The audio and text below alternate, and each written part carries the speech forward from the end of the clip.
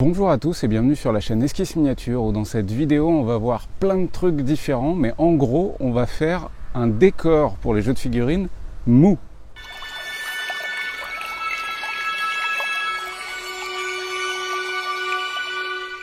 Avant de commencer, je tiens sincèrement à remercier tous les tipeurs et Patreon, on est vraiment pas loin des 200, c'est formidable. Donc j'espère que le pack de fichiers 3D que je vous fournis tous les mois continue de vous plaire. Je continue à progresser, à augmenter la quantité de figurines que j'inclus dans ce pack.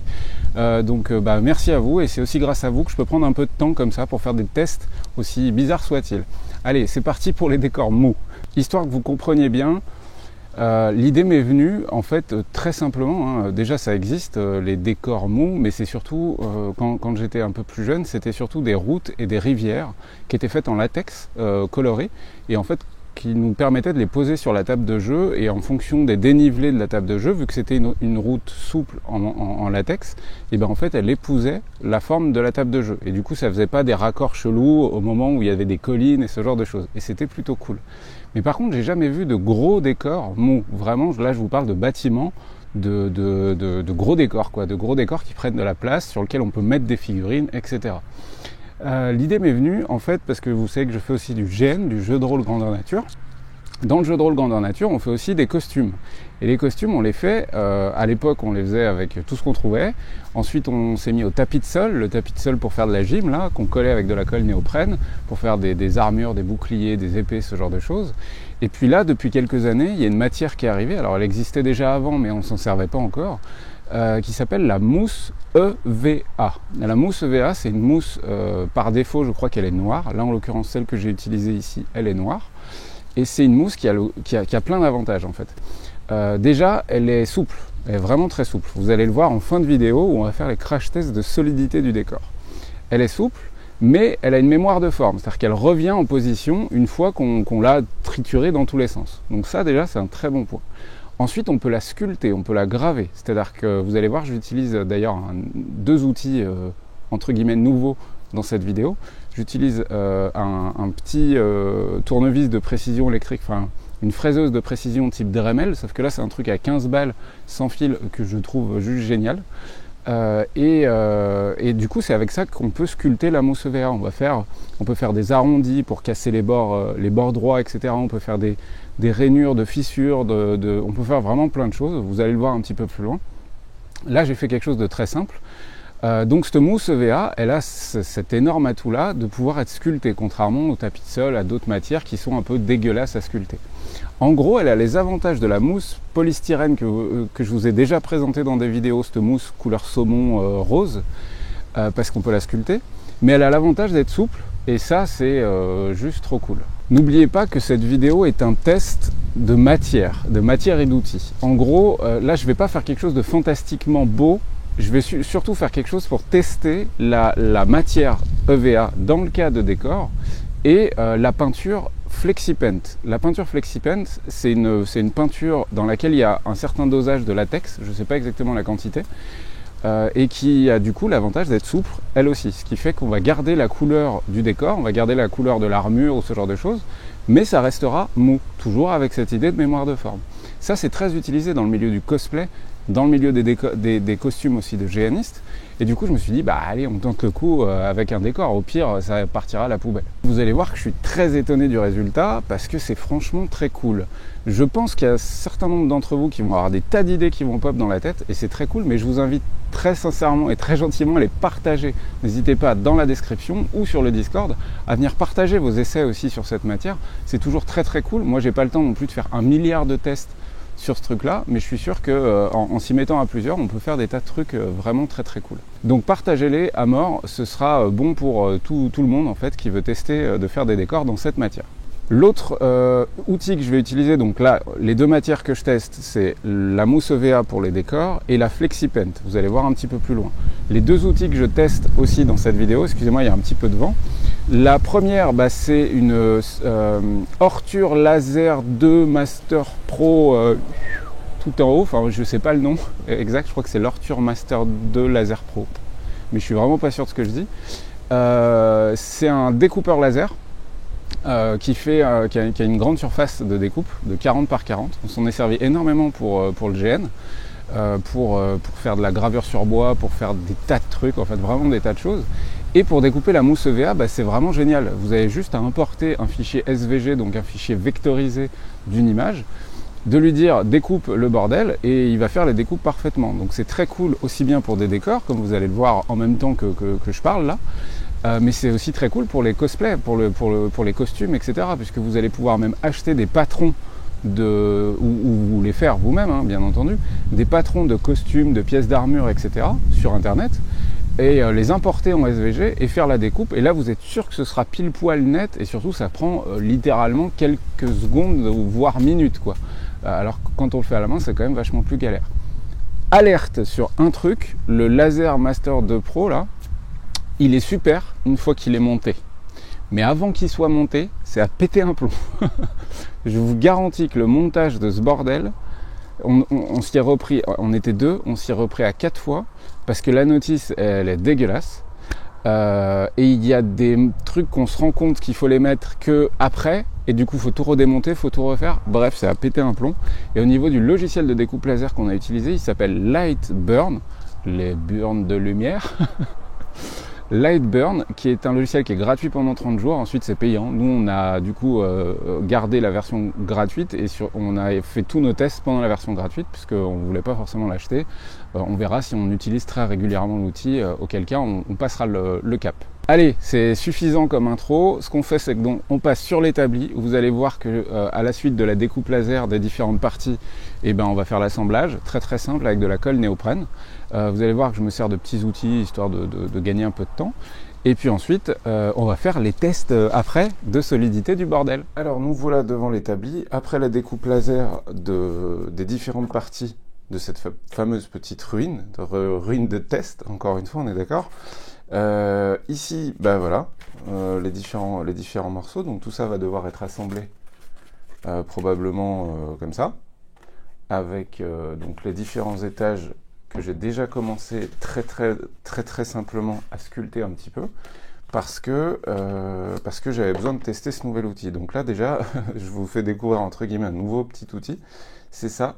Franchement, c'est trop cool. Ça vaut 15 ou 20 balles, je crois. C'est un Dremel en fait, mais vachement moins puissant. Et en fait, dans le cas de nos miniatures, bah, on n'a pas besoin d'un Dremel extrêmement balèze qui va faire des trous dans des trucs de fou, ou dans du métal très épais, ou sur du verre, ou ce genre de choses. Et ce petit outil, je le trouve génial. Bah, déjà, c'est du sans fil, ça se recharge en USB. Il y a 3 vitesses. Il y a une petite boîte avec plein d'accessoires qui sont fournis avec. Donc il faut fouiller un petit peu pour trouver le bon. Et au final, j'ai réussi à trouver cette espèce de fraise pointue qui permet de faire ce genre de sculpture relativement simple. Et dans la mousse EVA, et ben en fait, on peut faire vraiment plein de choses. J'ai des poils de chèvre qui traînent. On peut faire vraiment plein de choses. Là, je vais pas aller trop loin dans la sculpture de face, puisque c'est des choses que je vous avais déjà montré aussi sur du polystyrène standard. Je rappelle que la mousse EVA, contrairement au polystyrène standard qui n'est pas souple, là on est sur quelque chose de parfaitement souple. Okay, et malgré tout, il y a une mémoire de forme. Vous voyez que ça revient à peu près plat. Alors une fois que tout sera collé, je pense que ce sera un peu moins flexible. Mais c'est quand même très cool de pouvoir plier ça. Vraiment, vous voyez, c'est souple. Et pourtant, ça revient dans sa position initiale. Donc là, ce que je vais faire, c'est que je vais faire des petites sculptures, comme je vous l'ai dit, très simples sur le décor, histoire de lui donner un petit peu plus de vie. Donc je vais faire des fissures à certains endroits, etc. Puis après, on va s'attaquer au collage. Là, au moins, je vous montre le bruit que ça fait, ce truc-là. Ça fait le bruit d'une brosse à dents électrique, en gros. Et ensuite, alors, plutôt que de faire des traits avec ce genre d'outil sur la mousse EVA, plutôt que de faire des traits comme ça, où vous allez être emporté par la rotation de la fraise, j'aurais tendance à vous conseiller de faire des traits dans ce sens-là. Par exemple, là, pour faire le bois, je me suis vraiment placé dans ce sens-là, et là, j'arrive à faire des traits à peu près droits. Vous pouvez toujours vous aider d'une règle, une règle métallique, pour pas la bouffer, pour faire des traits bien droits. Là, ce qu'on va faire, c'est qu'on va déjà voir si on peut pas faire une fissure, une autre fissure par là.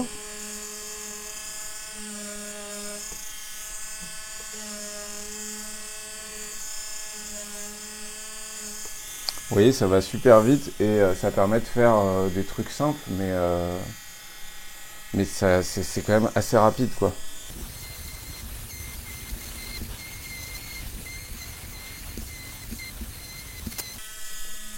Donc là, en peu de temps, finalement, j'ai quand même fait quelques fissures sur l'ensemble du décor, comme vous pouvez le voir. Hop. Donc ça va vraiment très très vite hein, pour réaliser ce genre de petits trucs. Ce qu'on va surtout voir ensuite, c'est est-ce que la peinture va pas masquer tout ça, puisqu'en termes d'épaisseur, ça dépend en fonction de comment, à quel point on appuie en fait sur la matière. Vous voyez, ici j'ai fait un test où j'ai vraiment creusé dedans, alors que là j'ai fait simplement des petites stries à l'intérieur. La chose qu'on peut faire pour rendre ça un petit peu plus joli aussi, à terme, ça va être de s'occuper de finir les bords en fait, pour que ça fasse des bords vachement moins droits sur l'ensemble du décor. Au niveau de la découpe laser que j'ai fait juste avant, il y a des endroits où j'ai dû reponcer un petit peu l'intérieur, parce que vous voyez, on a un espèce de petit rebord qui reste, et du coup ça fait pas super propre. Ça dépend en fait du nombre de passages que vous allez faire avec le laser, et puis il faut pas oublier que celui-ci il est trop épais pour le test que je fais, mais j'avais que ça et je voulais pas racheter juste pour un test. Là c'est du 1 cm d'épaisseur, donc 1 cm d'épaisseur c'est quand même très très épais. Il faut savoir que la mousse EVA ça existe en 5 ou en 6 mm je crois, voire même en 4, ce qui serait largement suffisant pour faire des décors. Là c'est quand même vraiment très très épais. Je vais faire quelques conneries sur celui-là aussi, quelques fissures, et puis après on va coller tout ça, histoire de voir ce que ça donne.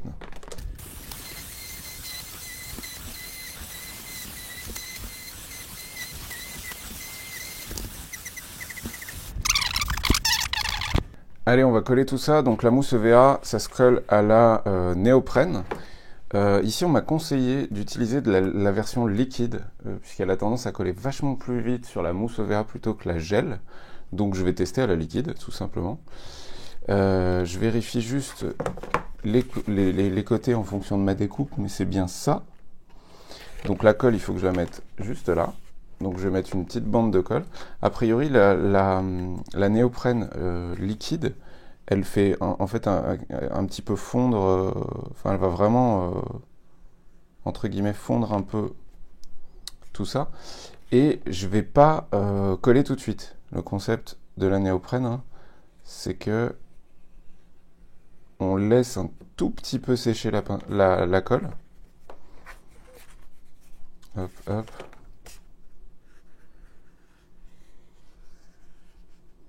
Voilà. Ouais, il me semble bien, même sur la liquide, appliquer, attendre 15 minutes. Donc il faut attendre 15 minutes que ça commence à sécher un petit peu. Donc là, j'en ai bien mis sur ce côté qui va être en contact avec celui-ci. J'en ai bien mis là qui va être en contact avec ça, et là qui va être en contact avec ça. On va laisser sécher une quinzaine de minutes, et puis ensuite on aura normalement juste à assembler tout ça, quoi. Je vérifie juste. A priori, il faut mettre... Ah oui, truc tout con que j'ai oublié. Il faut mettre sur les deux côtés à en coller. Donc, ce qu'on va faire, c'est que vu que ça va être en contact avec ça, et ben je vais en mettre sur le bord ici. On va le laisser un petit peu comme ça.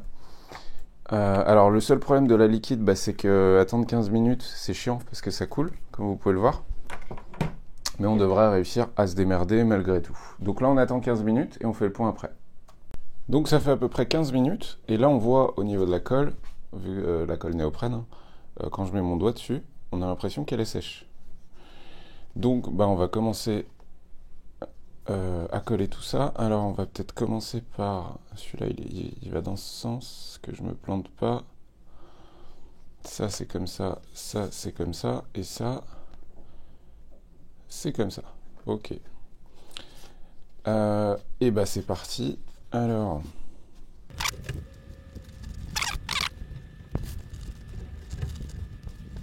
On va presser un petit peu, juste le temps que ça prenne un petit peu, puisqu'en fait, vu que la mousse EVA est très très légèrement... en fait, quand je l'ai reçue, elle était stockée enroulée. Et du coup, forcément, elle a gardé sa forme légèrement bombée, comme vous pouvez le voir juste là. c'est très légèrement bombé. J'ai eu beau la mettre à plat, je ne l'ai pas mis à plat à mon avis suffisamment longtemps, sous des bouquins, sous des trucs très lourds, et du coup elle est toujours un peu bombée. Donc ce que je vous conseille si vous achetez de la mousse EVA, c'est vraiment de la stocker à plat le plus longtemps possible, pour être sûr qu'elle reprenne bien sa forme parfaitement plane, quoi. Là ça a l'air de commencer à tenir, donc on voit déjà qu'on a une base, et maintenant ce que je vais faire c'est que je vais fixer les deux étages.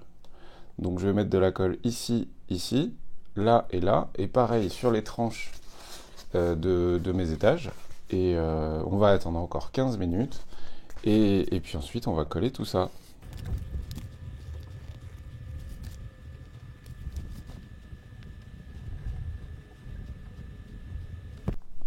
Donc là sur les parois, je suis obligé de vraiment en mettre très peu, parce que comme vous pouvez le voir, la gravité fait que ça coule. Vu qu'en plus j'attends pas que ce soit parfaitement sec au niveau du bas, et forcément je me retrouve un petit peu avec des coulures. Donc on va essayer de les retirer, histoire qu'elles ne nous embêtent pas plus tard. Mais de toute manière, tout ça à la peinture, ça se verra plus. Ce qu'il faut juste pas, c'est que ça fasse des bulles qui risquent de se voir. Hop, on va le reposer bien à plat. Je vais mettre un petit peu de poids dessus, donc je vais me servir de ce pot de résine flex, de peinture flex, qu'on testera ensuite. Vous allez voir, histoire de voir si la peinture tient sur des décors mous. Encore une fois, on a à peu près nos 15 minutes de séchage. On va placer le décor dans ce sens-là. Et on va coller tout ça. Alors, est-ce que c'est bien les bons côtés? Vraisemblablement, on est pas mal. Et c'est parti. Si j'ai besoin d'aide à un moment pour le maintien de l'ensemble, pour être sûr que tout soit bien droit, etc., je peux utiliser des petites épingles de couture qui sont assez pratiques. Donc je vais les planter d'un côté, je vais traverser la matière et je plante des deux côtés pour être sûr que ce soit bien maintenu, tout simplement. Et tout ça après je pourrais l'enlever sans aucun problème. Donc là je vais faire pareil ici. Hop. On va faire pareil, parce que là j'ai mon sol qui est un peu bombé.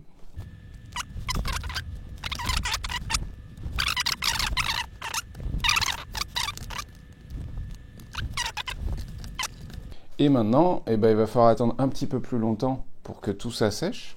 Et vous voyez que déjà, on a une base de décor. Quand tout ça sera sec et peint, on fera le test de la solidité de l'ensemble de ce décor. Pour le moment, on n'est pas à la phase où on peut se permettre de risquer de casser tout ça. Bon, j'ai quelques heures de séchage sur le décor, mais avant d'aller plus loin et d'aller plus loin dans la peinture, vu que tout ça, je vous le rappelle, ce n'est que des tests sur l'utilisation de nouveaux matériaux, donc ce sera avec de la FlexiPaint. Ce que j'ai envie d'essayer, c'est de voir comment la FlexiPaint tient sur de la mousse EVA si je rajoute du sable et différents petits décors. Donc ce qu'on va faire, c'est qu'on va utiliser toujours la même colle néoprène, histoire d'être sûr que ce soit vraiment très bien collé. Et on va essayer de salir un petit peu l'ensemble. Donc je vais mettre de la colle dans les angles, histoire de, vous allez voir, de rajouter en fait du sable et des saloperies en quelque sorte, parce que c'est une ruine.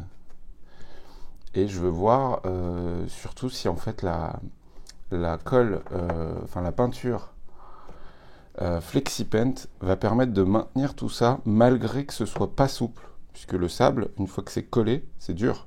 Et c'est pareil pour les petits trucs que je vais utiliser ensuite. Ici, là, on a des espèces de chutes de liège qui sont peintes un peu de toutes les couleurs, etc. Donc ce que je veux voir, c'est si tout ça, ça tient à peu près correctement. Donc j'ai mis un peu de colle pour le moment de manière très moche, mais on s'en fiche. Hop, je retire les différents fils pour qu'il n'y ait pas non plus de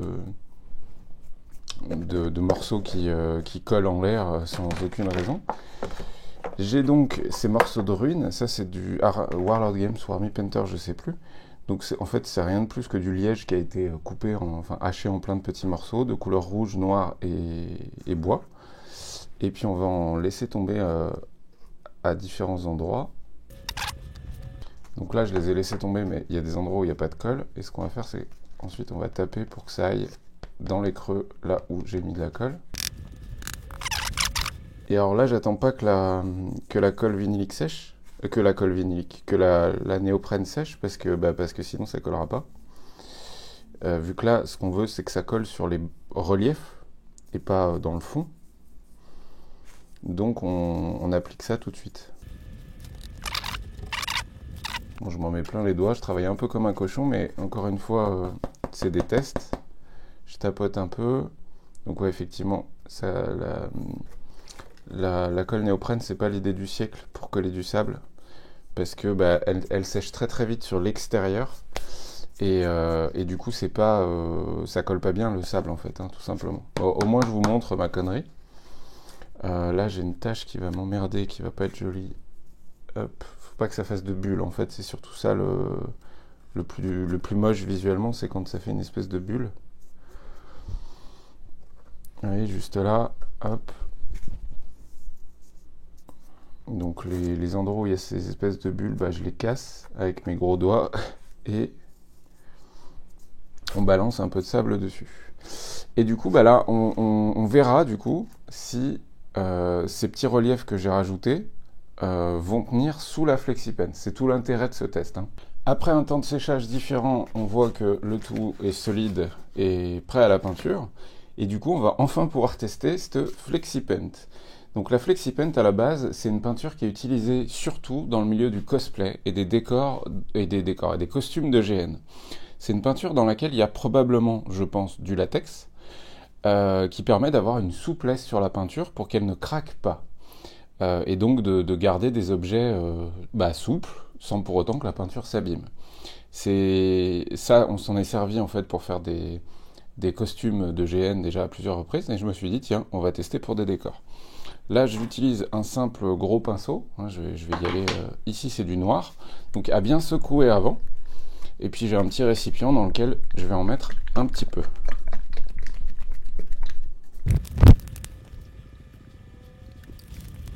Et c'est parti pour la peinture. Donc c'est une peinture qui est très très pâteuse, mais c'est fait exprès. Alors elle a l'avantage d'être, je trouve, assez couvrante, mais elle a le défaut, selon moi, hein, et surtout dans le cas de la miniature évidemment, de cacher un peu les détails. Elle va combler les trous, un peu comme le ferait un mastic sur un mur ou ce genre de choses. Donc on essaye, enfin en tout cas là, pour essayer de garder les quelques petits reliefs que j'ai faits, je vais essayer de bien l'étaler et de faire plutôt des couches fines, quitte à en faire plusieurs, plutôt que des couches trop épaisses qui vont cacher les détails.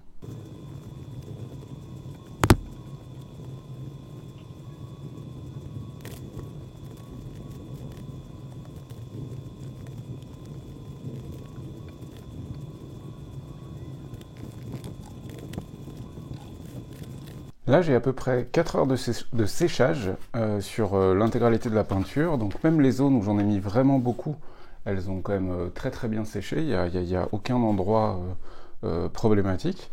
Maintenant, ce que je vais faire, parce que par contre, comme vous pouvez le voir, c'est légèrement brillant. C'est satiné. C'est pas vraiment brillant, c'est satiné.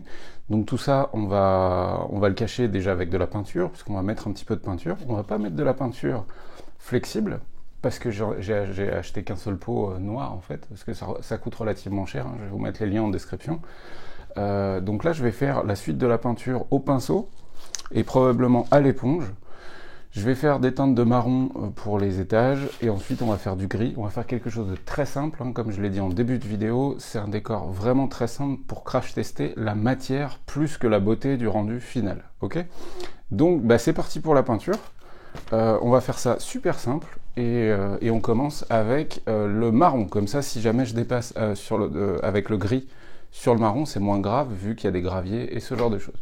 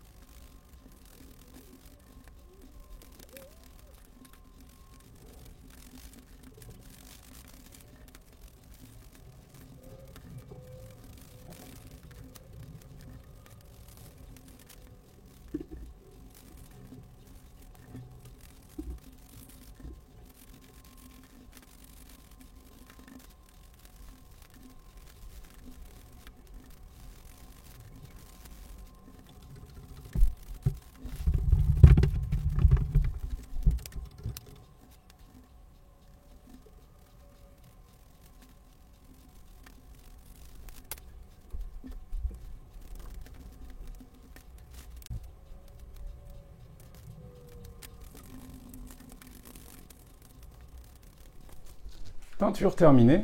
Donc on a quelque chose de vraiment très simple, hein, comme je vous l'ai déjà dit. J'ai vraiment utilisé là 2 couleurs, du gris et du marron. J'ai juste sali de manière un petit peu grossière, un petit peu de partout. Ce que je vais faire maintenant pour m'assurer quand même de la solidité de tout ça, c'est que je vais mettre un coup de vernis, un coup de vernis en bombe. Ici je vais utiliser du matte varnish, donc du vernis mat de chez Army Painter. Sur l'ensemble de tout ça, je vais d'abord faire le test sur de la mousse EVA nue pour être sûr que ça ne la mange pas. Et si ça ne la mange pas, je vous le dirai après, je vais pouvoir donc vernir tout ça histoire d'être sûr que tout ça tienne bien. Et après, on va faire les tests de solidité. Comme toujours, on est dehors. En plus, vous voyez que c'est du gravillon là, c'est du chemin de terre et du gravillon, donc c'est vraiment pas cool pour les décors. Les tests que je vais faire, ne les faites pas chez vous avec des décors Games Workshop, des décors imprimés en PLA ou ce genre de choses, parce que vous allez déglinguer vos décors, c'est une certitude. La ruine, elle est là. Et le premier truc qu'on va faire, c'est qu'on va voir à quel point c'est souple. Donc comme vous pouvez le voir, elle est posée ici. Et hop! Et hop! C'est quand même un truc de dingue. Et si je patiente un tout petit peu, elle va reprendre sa forme initiale et il n'y aura pas de problème. Donc vous avez vu, c'est quand même assez délirant. Hop, je l'écrase entièrement et elle va se remettre dans sa position initiale. Bon, donc on va conclure. Le décor, il est là. Le truc le plus dingue, en tout cas, que moi je trouve dingue, je sais c'est débile, hein, c'est débile, mais je trouve ça juste génial. C'est que mon décor, il est là et que mon décor, je peux l'écraser littéralement. Ok, donc là il y a mon décor. Je l'aide un peu parce que là j'ai abusé comme un sourd, mais le revoilà. Donc ça sert à rien. Hein. Ça sert à rien. Enfin si. Alors, on va parler maintenant de l'utilité de ce truc. Selon moi, ça peut avoir un intérêt pour les associations qui galèrent à stocker leur décor, parce que là littéralement le décor il est stocké, on s'en fout. Donc on peut les empiler sans aucun problème dans une étagère, on peut les faire tomber à des milliers de reprises et on s'en fout. Je ne sais pas comment ça vieillit dans le temps par contre, mais globalement je pense que ça vieillit plutôt bien, parce que pour avoir pas mal de pièces d'armure de GN dans cette matière, ça pose aucun problème et ça vieillit très bien. Ce qui est sûr, c'est que pour une association qui va avoir beaucoup de manipulation de décors, pour des événements type championnat de figurines, etc., il y a peut-être un truc à faire, quoi. L'autre truc cool, c'est pour les magasins. Les quelques magasins qui nous restent en France, à qui je souhaite toute la réussite du monde, elles ont des tables de démo. Et les tables de démo, elles sont souvent maltraitées, surtout quand papa et maman laissent les enfants pendant 2 heures au magasin pour aller faire des courses ailleurs. C'est pas bien. C'est des gamins parfois qui sont très jeunes et qui prennent pas soin du matériel. Dans ce cas-là, c'est moins grave. Donc voilà, c'est les deux idées hypothèses, mais si vous avez d'autres idées, n'hésitez pas encore une fois à les partager en commentaire. J'espère que cette vidéo vous a plu sur le test de la mousse EVA, du FlexiPaint ainsi que du laser Ortur 2 Pro que j'aurais tendance à vous conseiller si vous êtes patient pour le montage, et du test aussi de la petite fraiseuse électrique que j'utilise là dans la vidéo. Franchement, ça c'est une tuerie à 15 balles. Vraiment juste trop bien. Ça fait 2-3 mois que je l'utilise finalement quotidiennement. Elle est largement assez puissante pour nous dans le milieu de la figurine. Très clairement, une Dremel en fait ça a trop de pêche. Enfin, on peut la régler, etc. Mais c'est quand même très puissant une Dremel. Là, ce truc là, il n'est pas très puissant, mais en fait on n'a pas besoin de plus. Bref, j'espère que ça vous a plu. Et puis comme d'habitude, je vous souhaite bonne peinture, bon jeu, plein de choses. N'oubliez pas qu'il y a tous les liens en description. Et on se retrouve très vite pour de nouvelles vidéos. Ciao ciao.